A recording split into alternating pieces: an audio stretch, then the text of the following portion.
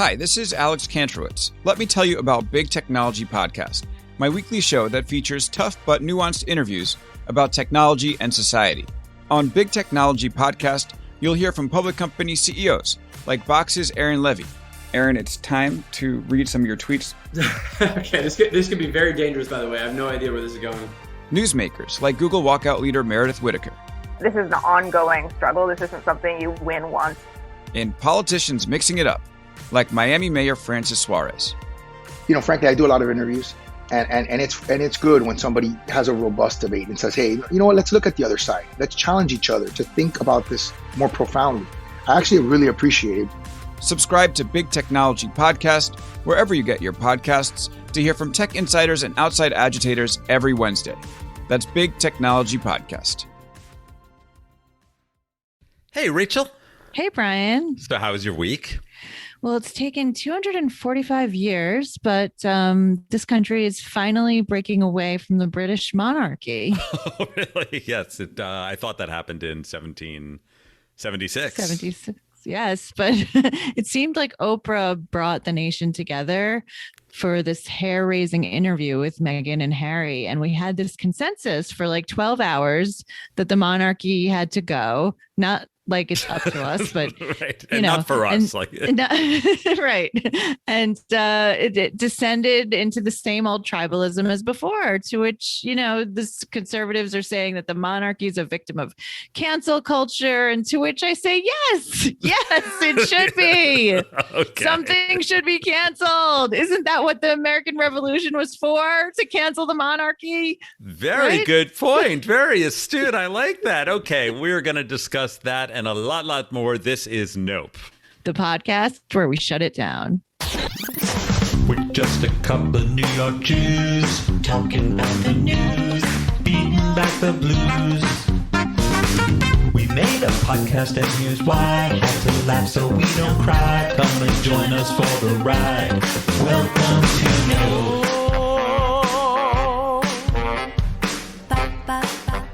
Nope. Rachel. Tell me something interesting about your week. What happened? Well, this is really riveting. So I have a 4-year-old MacBook Air and it works fine, except lately the battery dies in like 20 minutes if it's not plugged in. So now that I have my first dose of the vaccine, I'm feeling like, oh, maybe I'll go to an Apple store and get a new battery, like live a little. So I call up Apple and I have this nice conversation with a representative who tells me to make an appointment at the nearest Apple sanctioned repair place, which is a Best Buy on Long Island. So I do that.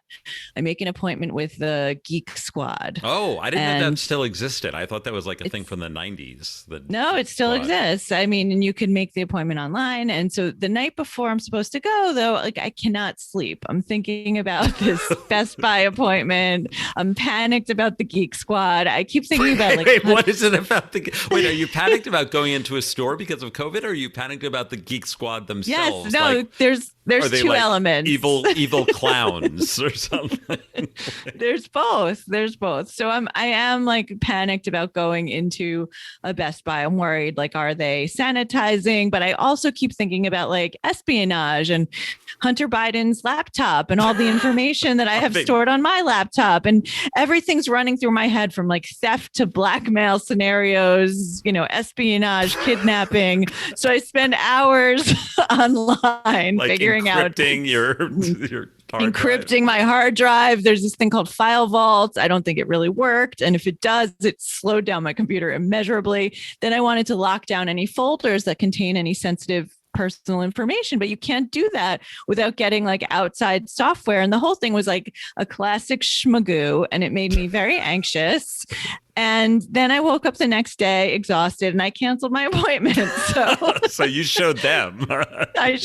So anyway, I don't know what Walt Mossberg, if you're listening, please help me. I need to know what to do to feel secure dropping my computer off somewhere. Okay. I don't know. Okay, so about you? I spent a fair amount of time this past week. I run this fellowship at Stowe School in England, where you've visited with me, Yes. for a graduating Harvard senior to go teach and live for a year. And I did this fellowship many years ago, and now I run the fellowship and I help select the candidates. So we had 7 finalist candidates, and we did Zoom interviews with them.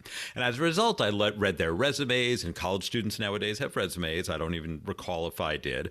But apparently it's become in fashion now at the bottom of it to have interests. And it's your your lighthearted, extracurricular interests, not your actual activities and so forth. So Rachel, in college, if you had been asked to make a resume that had interests on it, what would you have put on there? I know I'm springing on this you without any. Maybe yoga, possibly. Right. Yeah. Maybe like I didn't. Running, cooking. I don't know. Yeah, I maybe didn't really have interests. My interests were my extracurriculars, right? And I just didn't do much. I don't know. You would be amazed if you saw the things that these kids legitimately put down as interests. And we always asked about them because it's often the most important, because a lot of them are like, just career ladder, and it's often the most interesting thing about them. What do they say? So here, I just jotted down a list of some of the things, and they're a little bit funny, but mostly I'm saying this out of respect. Like, these kids do everything. Like, one of them put down bird watching as a hobby, as an interest. I didn't know any bird watchers in college. One of them had American Samoan dancing. And she's from American Samoa, so good on her. Although I didn't realize this. It's pronounced Samoa, American Samoa. Really? Yeah. Well, I trust her. Sure? She's from there. Am I sure? She was born there. She lives there. I think she's trolling you. Okay, I'm not going to appropriate the word Samoa. One guy was interested in Sherlock Holmes and Rubik's Cubes. And then here was my favorite. There's someone who put down that her absolute favorite thing in the world is celestial navigation. And Okay. and she was from like the city. Okay. And I said, like, how did you get interested in that?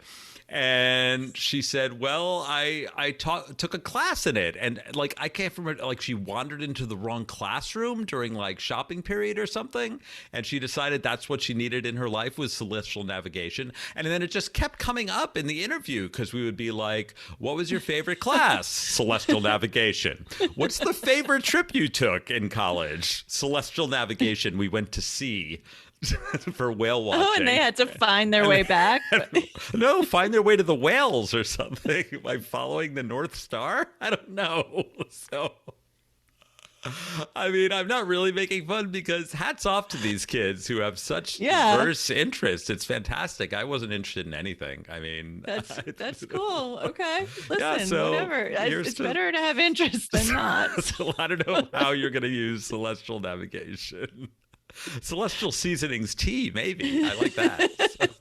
That's who you need, though. It's like that person is the one who's going to figure out how to get you back home. Absolutely. If the worst happens, at least we'll be able to navigate at sea by the stars. Okay, let's get into the notes. Rachel, there's really only one topic. Okay. It's the it's the elephant in the room, but it's not. It's the biggest news of the week, and I'm not talking about Congress passing a $1.9 trillion COVID relief package because this podcast is called Nope, and that would be a yup.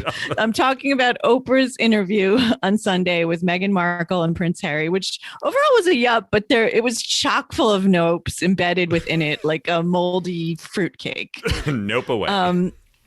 No, so Meghan and Harry, as you all know, have quit their jobs as senior members of the royal family. So they aren't micromanaged by a team of royal press people who knows what they might say, right? So Buckingham Palace wanted to get ahead of the story, and they started like planting negative stories about Meghan in the week before the interview, so that they said there's an investigation into how she spoke abusively to palace staffers. There was this article with the headline, Meghan Markle got dressing down from the Queen after egg remark. And so what happened was... No. This is what they were doing to like get ahead of it. You know, they Wait, wanted what is to... the egg remark? That they buried the lead. What? I know. So what happened was that Meghan said she could taste an egg in a dish after she had been told that there was no egg. This is what 1,000-year monarchy is fracturing over? Yes. Whether or not she tasted an egg? I did not hear any of this story. The Queen is actually very sensitive to ingredients. No, because when I attended this luncheon with the Queen at the aforementioned Stowe School, she was very particular. She can't have onions because she doesn't want her breath to smell. She can't have cherry tomatoes because they might explode on her dress. Like when you put them in your mouth, they explode. You know this? 100%. You know her like 100%. This I is talked to the breaking caterers. news. How have we not talked about this before? This is breaking news. You can't have cherry tomatoes. You're like Eric Trump adjacent and Queen Elizabeth adjacent. No, but I actually spoke to the Queen. She would speak to me. Eric Trump wouldn't speak to me. Okay. So that's my 2 cents on the Queen and her eating and her preferences. taste. But so you would think she should be understanding over Meghan Markle's sensitivity about an egg, but no, she said that, Meghan, you have to calm down. We do not speak to people like this. To which I say, isn't the job who did she description speak to? Right, to speak down to people. to speak down to people? This is what being a duchess entails. If not that, what? And also, not to be all like, what about this? What about that? But they should maybe look inward, because Prince Andrew is like a literal pedophile running around. International fugitive. Right? And she's worried about like an egg. An egg. And as we saw with the interview, Meghan loves eggs. So this is obviously a total lie, because the whole time they're with Oprah, they're like picking up eggs. Oh, from right. Their I thought you were going to say barn. she was like eating scrambled eggs during the interview. No, but I like to think they were like, come on over, Oprah, take some eggs from our brood of rescue hens. Rescue pigeons. Yes. I am not a bird watcher. Meghan was so scarred by the egg incident that she now only breeds pigeon eggs. It's just safer that way. You can't have your eggs and eat them too. Okay, so I did not expect that twist. I didn't know anything about that. Okay, so anyway, so Oprah had some great questions and fabulous follow-ups. And the whole time I'm wondering if Meghan and Harry had planned in advance to spill so much tea, or if like Oprah asked and they just had to go there, because you don't want to lie to Oprah. That's the thing. You're like under oath. It's like lying to a grand jury. Yeah, it is. It's like under penalty of like perjury, not quite death, perjury, but like perjury, right? Or hell, you know. So it's like being ostracized by Oprah is like the 9th circle of hell. Yes, right? At least. Yes, maybe the 10th. So to dig in, the first big thing that happened in the interview that made my jaw totally drop was when Oprah asked Meghan, did you make Kate Middleton cry? And like, for background on this nonsense. Doesn't matter. Like, yeah. No, there was this. No, it is relevant, because there was a tabloid story right before Meghan and Harry's wedding claiming that Meghan made Kate cry over the flower girl dresses. Okay, so here on national television, Oprah as her witness, Meghan Markle under oath confirming that yes, there was an altercation over the flower girl dresses, but that it was Kate who made Meghan cry, not the reverse. That's almost as serious an issue as the egg. Like, I know, but what? Two grown women crying over a child's bridesmaid dress. No, because like the thing is, she never said specifically what happened. Oprah could not get that out of her. And I did a little digging, and it had been previously reported that the dispute was over whether or not the Flower Girls, which included Kate's daughter, Princess Charlotte, whether or not they should wear tights, whether or not children should wear tights. Meghan thought that it would be too hot, but This Kate is was not making it any insisting. better, any less trivial. Kate was insisting that the girls wear pantyhose, and maybe it was over sheer versus opaque. I don't know. I don't know maybe the if difference between those two things. They're Like, different. Opaque is like a thick tight, and sheer is like you could still see the leg through Oh, it. I know what the words opaque and sheer mean. I didn't know like the difference between a tight and a Stockings. pantyhose. Yeah. Okay. Yeah. Okay. Not important. Okay. Anyway, whatever. So I'm so team Meghan on this. Like, people get very upset before weddings over little nonsense things, and you should just go with the flow. And these are kids. Who cares? She didn't want them to wear tights. Why should they have to wear tights at a hot wedding? And why did Kate Middleton have to be such a petty little bitch? Right? I mean, Yeah, I mean, really. and also, I mean, I've never been in the situation, but I feel like you should always defer to the bride. It's their day. They're emotionally wrapped up in this. The bridesmaids are an afterthought. Their tights are certainly an This is not a hill to die on, right? With your sister-in-law. It's just gross. You know, it's like it's a power play is what it was. Okay, so so far this rift in the House of Windsor is over an egg and tights. Children's tights. So What could possibly get worse from here? the biggest moment was when Meghan told Oprah that certain members of the royal family were concerned about the skin color of their baby Archie before he was born, what his skin tone would be when he was born. So I just have to put a clip because it's iconic. And also concerns and conversations about how dark his skin might be when he's born. What? And who is having that conversation? Okay. So there's a 2-second pause followed by what? That It's been replayed what? endlessly. Like when she did it, there was something magical about her delivery. It was simultaneously authentic, and yet it was like the most dramatic reading in history. Like she should win an EGOT just for that word. Just for what? that. I loved it because it was shocking, and she let herself go there and let herself be shocked and be in the moment. And so often journalists and interviewers think they have to maintain this like illusion of like detachment from the subject, and she was just like in it. So that was incredible. And then Harry joins the interview, and the question is like, who was it, right? Who was the person who had these conversations, these racist conversations? And Harry wouldn't say who. And first of all, it was obviously Charles, especially if you watched The Crown, you know it was, which is definitely 100% Charles. true and historical. It's 100% true. And by the way, I thought it was incredible that Meghan and Harry said that they watched parts of The Crown. Parts, right? And by Like, parts, sure. they mean like all of it multiple times. Of course, yes. But so the speculation about who this person was who had this conversation continued until the next day when Oprah said that Harry had told her that it wasn't the Queen and it wasn't Prince Philip. So it must be Charles, right? Like, I mean, Well, I it think could have been so. Camilla. It could have been Camilla. It could have been Wills or Kate, theoretically. Right. It could have been multiple of them. They never said it was just one person. Yeah, but she wouldn't have cared if it was like Beatrix and Eugenie who said it, or Fergie, or Of course. Uncle Andy. Right. So I think it was Charles, and it could have also possibly been William. And we don't know. And the moment sent the palace into a tailspin. They released a statement. Did you see the statement? Yeah.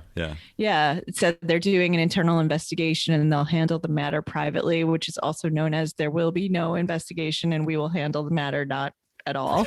Right. I mean, and then Prince William was asked on the street today in London by a reporter, is your family racist? Did you see that clip? No, not at all. No. And he actually answered, and he said, my family is very much not a racist family. And that's like, sure, Jan, the entire monarchy, The entire is premise of the Commonwealth is like subjugation and white supremacy. And right. And even when they like all the colonies became independent in the 50s and 60s, they became quote unquote independent. Like, but we're still going to keep our fingers in the whole like oversight game by having this thing called the Commonwealth. And yes, you're technically independent, but we'd like the Queen to be on your money, and she's still the sovereign. And so that it's not really those countries. I mean, they're independent, but they're trying to have it both still ways. Under the thumb of the Queen. Yes. And so he should have just said, like, yes, my family is very much a racist family. At least he would have owned it. And then the final thing that I want to talk about with this interview is that there was a lot of chatter about security. And I'm not an expert on the ins and outs of royal security or any security for that matter, and who gets it and who shouldn't get it. But what Meghan and Harry were saying was that basically they were cut off not just from funds from the royal family, but from the security provided by the crown that comes with being a member of the royal family. And so it just left them vulnerable to maniacs and kidnappers and the geek squad. Geek squad. Right, which like I understand if they're not doing the royal duties anymore, but they are still this child, Archie, by virtue of his birth into the royal family, which he did not ask to be born into that family, is uniquely vulnerable, and therefore they have some obligation, no matter what even if they completely disagree with what his parents have chosen to do. They think it's disrespectful and terrible. Like, protect the child. Why should the child pay the price? He didn't ask for any of this. He's gonna be like the Lindbergh baby. Like, totally, it puts him at risk, and I could see why she would be worried about that. But like, it was also interesting. They moved to the U.S. and then she said that their good friend Tyler Perry let them stay at his house and paid for their security. So we have this guy, this very rich man, who is the creator of Madea Halloween and Big Mama's House, doing more for the more for this couple than like Buckingham Palace. And it's like the ultimate American holiday twist, it's the American the American dream come to life. It is. Medea saved the royals. Yeah, that's it. He was just mining. It was cheap. It was cheaper than like buying the rights to the story. He just got he brought him into his own life. He lived a true tale based on the semi-autobiographical film about Madea hosting the Royals. Okay, can we shut this down, please? Okay. We've gone on a long time. Okay, nope, shut this down. Okay, nope to the royal family. Nope to the monarchy. No, absolutely not. We want no part in this. Rachel, this next item I see on my list is very, very different. It's very different. So there was this video of a Bath and Body Works melee that went viral this week. And I had to watch it several times to figure out what was happening and why it was happening. You saw this, right? Yeah, when you sent it to me. But yes, okay. Likewise. Yes, I texted it to you. But yeah, likewise. Like, you just you let the loop run and run and run. You're like, hey, wait, who started this? Like, what is it about? Like, who? What angle should I be looking? And it just keeps going. Like, you think it would be like a momentary scuffle, but it winds up, it's like a 5-year, it's like the Civil War. Like, it just keeps going. 4-act play. It's like, so let's try to describe it. There's like subplots and like minor characters. Yes. like a Greek chorus. It's like a whole thing. It really is. Yes. So there was an article in the Arizona Republic because this Bath and Body Works was in Scottsdale. And so since it's so hard to tell from watching the video what's going on, here's how they describe it, this is based on a police report of the incident. So they didn't name anybody involved because they were only charged with misdemeanors. So here's the play-by-play. So it starts out when an unnamed mother, is waiting in line to pay with her baby in a stroller. She's standing off to the side in an attempt to socially distance. And then 3 women who were waiting in line together, they step up to pay and they kind of cut her in line. And the mother asks, like, can't you see me standing here in this line? And the mother said that the youngest of the group of 3 women, put her body over her daughter's stroller. So the mother says, back up. And then the young woman and her mother-in-law, they begin arguing with the mother. And then somehow it gets physical. And then the employees jump in. There's 4 Bath and Body Works employees wearing those blue aprons, and they just like dive into the commotion, trying to separate these women. The mother found refuge behind a candle display, and the employees told the other women to leave the store. Okay. So then the mother decides to shout from behind the candle display. She couldn't leave well enough alone.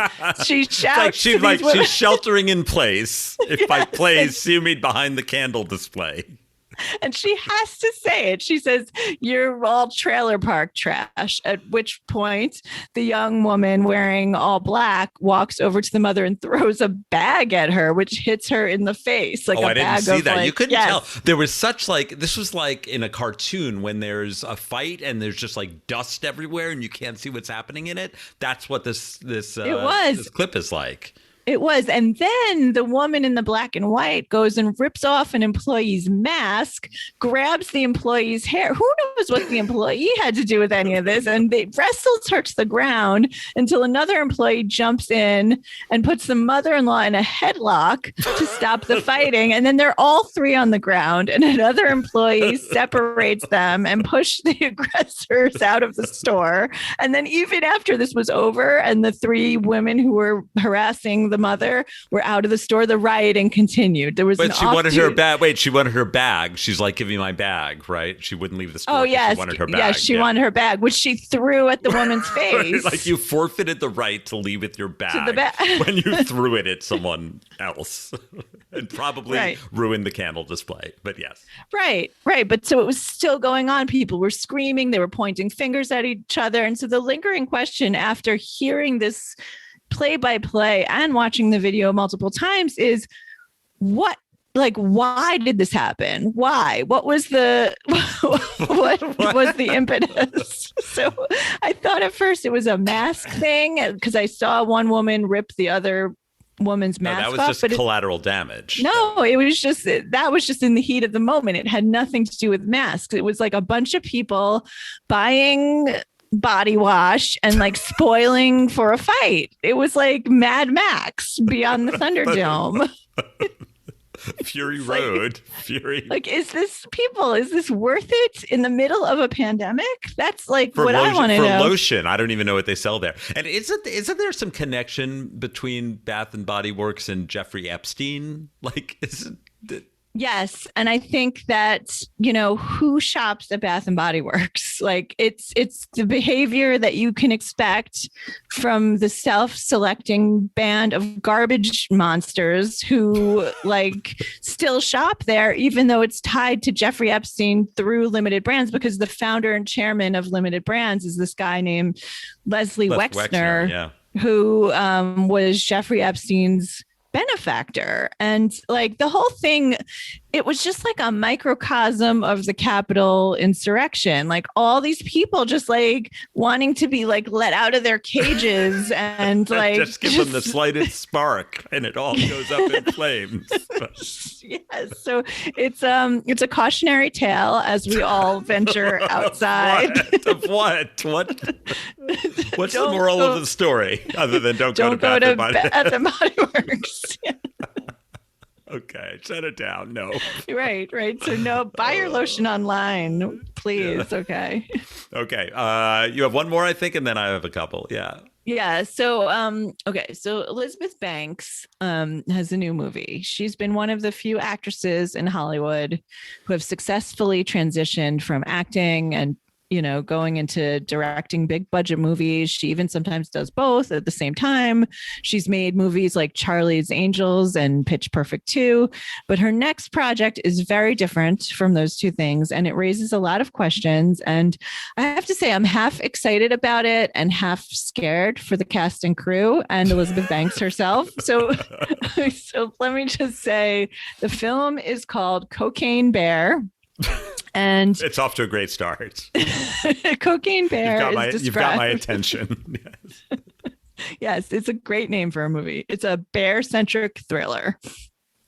So it's not a comedic movie. It's like The Revenant, right? Wasn't that? Yes, I know, right? Like The Revenant. So it's based on a true story. So it's kind of like a biopic or like a period piece. Medea's royal family. Medea saves the royals from. So it's based on a story from 1985, when everybody was consuming vast quantities of cocaine. I guess even wildlife. So there was 175-pound bear in Kentucky that consumed over 70 pounds of cocaine that had been dropped from a plane by a smuggler and died. And this sounds like a very short film, right? Well, wait. Also, 175-pound bear is not a large bear, I don't think. I think they're like hundreds and hundreds of pounds. Yes.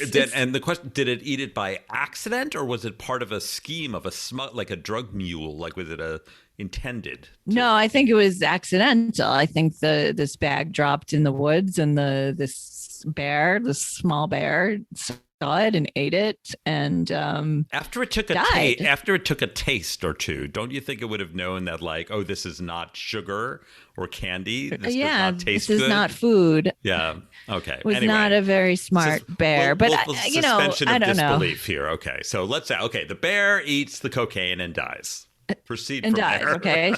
So like that's the beginning, the middle, and the end, right? So this article in the Hollywood Reporter said that the exact plot details of the film, which is eyeing a summer shoot date, are being kept under wraps. Because how can there be a plot? How can you create a character arc for a bear that accidentally consumes 70 pounds of cocaine and dies? Wouldn't that's act one, or like the cold open? That's like the cold open of it's a movie, cold open. Right? And then is it like a whole heist like thriller to try to recover the body of the bear and extricate the cocaine, and then other different people are plotting to get the cocaine? That sounds kind of exciting. Maybe the bear is never even seen. Maybe it's about the people it's like waiting who for lost Godot. the cocaine. Waiting for Cocaine Bear. Even that's not a very good. I mean, like, what are they going to do? They're like in the plane? Like, where did the cocaine go? Oh, I think it fell out the window. Let's land and try to find it. What's this dead bear doing here? I don't know. Let's pump his stomach. Oh, we got the cocaine back. Like, finness. Like, yes. Okay, so that's a 10-minute movie then. Like, what? That's really like The Revenant. It's like, when he hides inside the bear. No, I didn't watch that. Oh, okay. Nonsense. No, and that's the thing. I'm like curious also about like the pitch meeting, because Elizabeth Banks must be great. They say great in the room. Like she must like to convince she's Universal. No dummy. She's no dummy. She wouldn't get behind a stupid project, right? No, but like, how did she get Universal to sign off on this craziness? Was she like, imagine this? It's like The Revenant meets Scarface, except instead of Al Pacino or Leonardo DiCaprio, we have a bear and we pay him in fish, and you get to keep all the money that would have gone to casting one of those people. No royalties. No royalties. Right. Right. So I don't know, like, yeah, I think that there should be a documentary, The Making of Cocaine Bear, directed by Werner Herzog, and that will be a more interesting film than Cocaine Bear itself. Yep. Okay. Nope. When it comes out, if it ever comes out, I will see it. I will. If anyone can make this work. Wait, you said you were going to watch Banks. the Louise Linton movie, which I never did. You said you would too. Yeah. Well, did you watch it? We'll wait till we're reunited in one room, and that could be our big kickoff. That could be our big kickoff. Okay. Great. Okay. I got one. So this is a story about what some people will do for their art. It is a story about a guy named Neil Sarfati, who is a saxophonist. Saxophonist. Yes. And he just told his story to The Guardian. The story happened a long time ago, but he just told it to The Guardian, and tongues are wagging about it. So it seemed like the kind of thing we should talk about. The story starts in 1968. Neil was 23 years old. He lived in Texas, and as he wrote, he smoked a lot of pot. And one night while he was high, his neighbor got him into Scientology, as you do. And he started taking courses, and he got hooked on Scientology, as you do. So he left his wife, of course, moved to San Francisco, found a new wife, who, of course, is in Scientology, and joined the Sea Org, which, for those of you who are not familiar, it's like a fleet of ships that lives offshore, and it's for the quote-unquote elite Scientologist, and it's these golden luxury, it's supposed to be these golden luxury yachts. Except it's not. Except, in reality. well, we'll get to that, right? So he was selected to join the elite crew of the Sea Org, and he got there, and instead of being luxury golden yacht, he said it was a rusty tugboat, which was a retired troop carrier from World War II. And he and his Scientology wife had the ultimate luxury of a private bedroom that was the size of a closet, which they were very glad to have because most of the other rooms were dorms with 100 men per room, and they couldn't even all sleep at the same time. They had to sleep in shifts because they couldn't all fit in the room. Well, that's kind of a standard Scientology story. That itself would not be a nope. Old story. Here's where it gets interesting and weird. So they landed in Madeira, the island of Madeira, which is a autonomous region of Portugal, sort of way off the coast of Morocco. I learned, and they make a delicious spirit called Madeira. yes, which I learned the location by looking it up. I did not exactly know where it was. I knew it was an island. Okay, so the mayor of Madeira, which I didn't know was a thing, when they arrived, said like, "Are there any musicians on board?" Like he needed. Are there any saxophonists? So because like he needed to put on a Madeira concert. And he said, like, this tugboat washed ashore. And he's like, I need some music. Is there a doctor on board? So it turned out that there were multiple musicians on this Sea Org ship, and they formed a band. And they weren't using their talents. They were just like languishing at sea. That's like, right. Not so they doing what they love. No, okay, so they formed a band called the Apollo All Stars, and it turned out that a lot of the musicians in the Apollo All Stars who happened to be on this tugboat were real musicians who had played with like famous people. One of them played on the original Mission Impossible theme, and before you know it, they were so popular and so good that they were touring all over Europe, playing stadiums with 10,000 people in it. And were they getting paid, or did they have to give all of their money? They played for free, which is why they got to all these bookings. And they had roadies and dancers and a PR team who I'm sure all worked for free because they were Scientology people also, and they were slaves basically.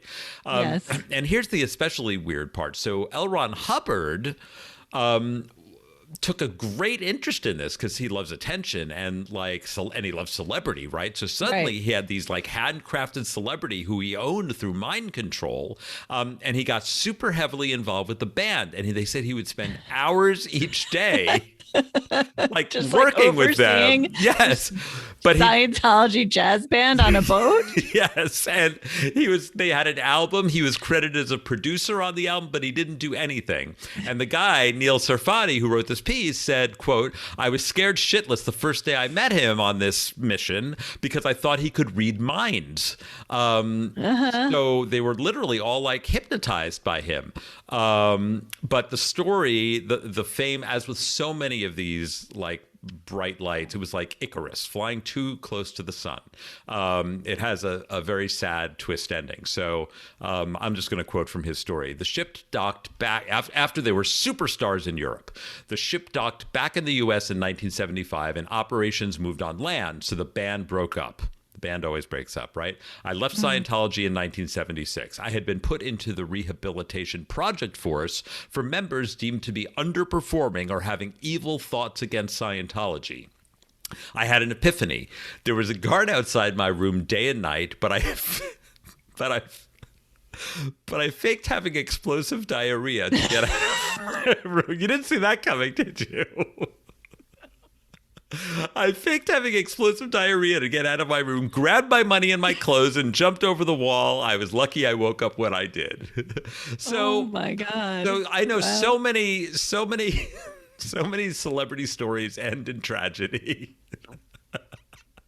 But I did not expect that L. Ron Hubbard's star pupil musician jazz band would end up shitting his way explosively out of prison. I also want to know, how did he go from being like the star musician to underperforming and having evil thoughts against Scientology? Well, I think what happened was that it's dangerous to have a band because it means that you have 4 people or 5 people with interests outside of the cult congregating together and performing music, and that's the evil thoughts, because it's like they're like, I don't know about this, like I don't know, this jazz thing is pretty good. I don't know really what this has to do with Scientology.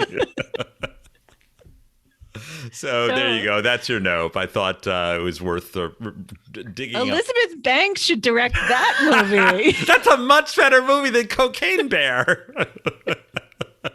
So much Scientology jazz.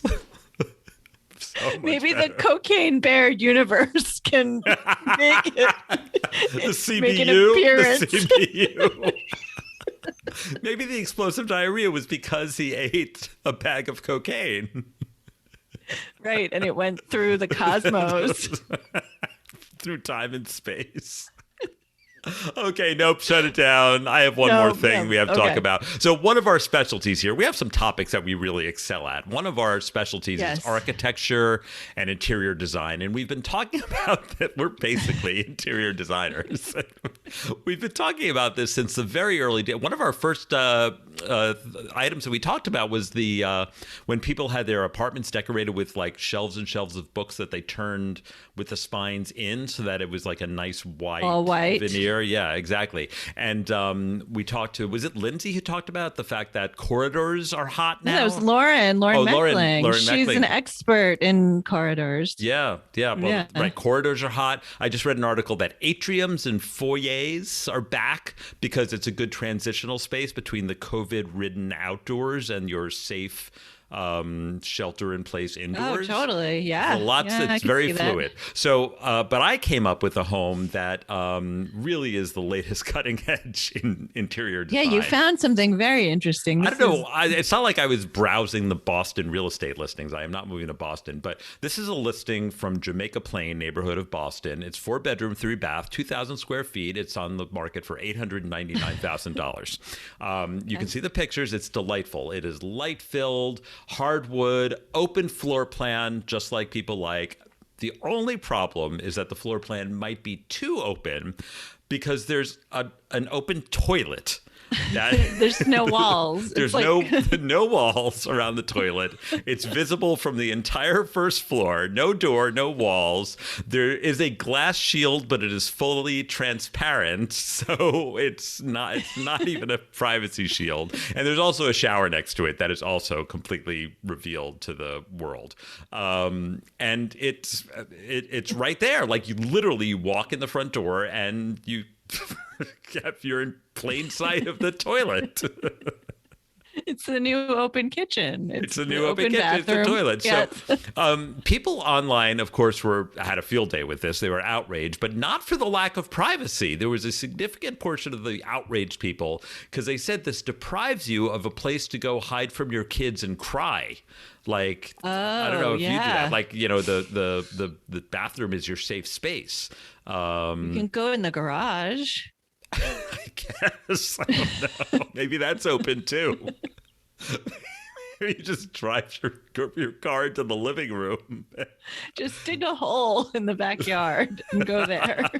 Well, do you remember when, maybe I was just young and everyone was poor, but like New York City apartments that famously have like a toilet in the living room? Oh, yeah. There were like all these apartments. I mean, still there's apartments in the East Village where there's like a bathtub in the kitchen. But I remember one that charming thing. But there was actually a toilet in the kitchen, one of them, and there was a bathroom, but it only had the sink in it. So I think if you had company over and you had to use the bathroom, you had to have all your guests go into the you had to use the toilet, you had all your guests go cram into the bathroom for a couple minutes. Well, you did your business in the living room. The only person who wasn't in the bathroom was the person actually using the toilet. Okay. Would you mind stepping outside for a moment? And by outside, I mean into the bathroom, so I could go to the bathroom in the living room. Stranger things have happened in New York. Okay. So I looked at the history of this property. So it was last sold. This is fascinating. It was last sold in May of 2019 for $418,000. So it's doubled in price since 2019. So it was because this is hot, because this feature people. I mean, you could like reverse engineer this. You could just knock down the walls around a toilet and double the price of your house, I guess. Yeah. But after it was purchased in May, it was then foreclosed on in January. So I guess the people who bought the house had other problems in their lives that. Maybe the problem stemmed from the toilet without walls. No, that's what I'm saying. Or maybe they're both indicative of the same, some sort of mental illness. Maybe. A, they thought this was a good house, and B, they couldn't afford it anyway. But I have a question. So this one apartment, it's not part of a building where this it's a private standing house. It's a unique. Okay. Because I thought it was part of like a building where every unit in the building had this. No, feature. This is a house that was remodeled with this feature. So last thing I just want to say is that I checked on the actual Zillow listing where they have the marketing copy. And this is the marketing copy. Located along the Orange Line corridor, this newly renovated condo, it's a condo? I guess maybe it's a freestanding house with 2 units or something. Renovated condo features a new kitchen with quartz countertops and stainless steel appliances, a master suite private rear deck, and new electrical hardware floors throughout. Located close to your favorite Jamaica Plain hotspots. They left out a pretty key detail there. They didn't mention it? Wait, the master suite has a private rear deck, but not a private toilet. Yeah, but right. Like if they're going to emphasize private as being something good, they're undermining their whole sales pitch there. Right. This does not make any sense. And then, of course, there's a thing where you can request an appointment slot to go do a viewing. And I was not shocked to learn that there were no appointments taken. All of the appointment slots are open. So they're either going to have to wall in the toilet or lower the price. So to that house, I say, nope. I am ready to move on to the yups. Okay. These are a little raise the light, little because I hope that got us to the week. Rachel, what is your yup? I mean, perhaps this is obvious, but I think sometimes you have to go with the obvious choice. My yup goes to Oprah, our finest living interviewer. Her thing is always talking about living with intention. I feel like she popularized that phrase, and you could see she totally practices what she preaches. Every question she asked came from a place of genuine curiosity and empathy. And her intent was to understand, not to exploit, not to create big ratings. The effect was that there were great ratings, but that was not the purpose. And the effect of her concentration and her focus on detail and her attention to her craft created this bonanza. So yup to Oprah Winfrey. Love you. You are the queen of America. I second Except that. not a real monarch. Yeah. No, okay. As it should be. So my yup goes to the nation of Angola. Not often discussed on this podcast, but worthy of my yup this week because there's so many anti-gay, anti-women, terribly discriminatory human rights violations, laws on the books in third world countries. And there are places I would love to visit. I don't feel safe going. But Angola just repealed its ban on homosexual conduct, which was the Vices Against Nature clause. And furthermore, they also banned discrimination on the basis of sexual orientation, which is not something we don't have here in America. So Angola is more progressive. Angola, that's amazing. I love that. Texas or whatever. So hats off to Angola. Yup to Angola. Yes. Maybe we'll get some Angolan listeners. That'd I don't think we have any, but we'll tag them in our tweets and maybe they'll come a running. Okay. So those are our yups. listen, thank you so much for your support. Our ratings have been great, and we've been getting more and more 5-star reviews, maybe because we asked, maybe organically, but we dipped below the 5-star average. It was like 4.8 or a little side. It's like an Uber driver. Like, you can't have a 4.8. That sucks. No. And we got a bunch of 5s, We're and back we're at back 5. to 5.0. So thank you very much. And you're clearly telling your friends, because that's absolutely the best way to spread the word. We hear you like the new theme song, especially with Rachel singing vocals on it. What is that look you just gave me? You're like, I told you so. Yes. See, you finally let me sing on it, and now it's better. I told you so. Okay. Yes. Anyway, this has been a terrible, terrible week, but it's been a fun podcast to record. Thank you for listening. This has been Nope, The podcast where we shut it down.